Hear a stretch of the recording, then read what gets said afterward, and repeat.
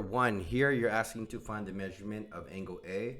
Measurement of angle A is a interior angle here. So we first of all have to see what the total of the interior angles are, and we have this list. Okay, this is a complete list. It should be in your notes, right? This is a shape that has 1, 2, 3, 4 sides. So it is considered a quadrilateral, and the sum is going to be equal to 360, right?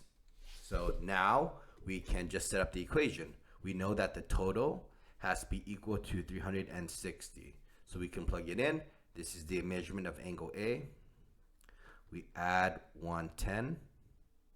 We add 92. And we add 68. Angle A plus, let's add those three angles together. 101, 68, and 92 in the calculator. It is 261 degrees is equal to 360. Subtract 261 to both sides.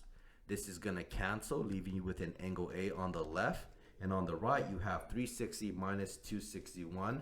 That is 99 degrees. Okay? Next, this is a shape that has 1, 2, 3, 4, 5, 6. 6 sides. So let's take a look. 6 sides, that is equal to 170 angles for the sum of the interior angles. So this is going to be equal to 720. Here's angle A, so it's angle A plus 110 plus 149 plus 91 plus 135 plus 100 is equal to 72. Combine the like terms of 110, 149 plus 91 plus 135 plus 100. We get 585. So this is going to be plus 585 is equal to 720. Minus 585 to both sides. This cancels, leaving you with angle A is equal to 720 minus 585. That is 135. Last one. Let's take a look at C. 1, 2, 3, 4, 5. It has 5 sides. We know 5 sides is a pentagon. It equals to 540. So this is going to be equal to 540 for the total interior angle sum. Here's our angle A.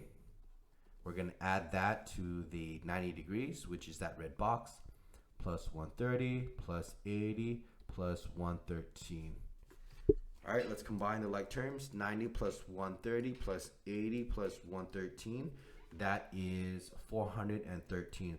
Angle A plus 413 is equal to 540. Minus 413 to both sides. This cancels, leaving you with angle A is equal to 540 minus 413. That is 127 degrees. So there you go. Make sure, again, that you know the total sum of the interior angles. Okay? We did proof on how we got this in class.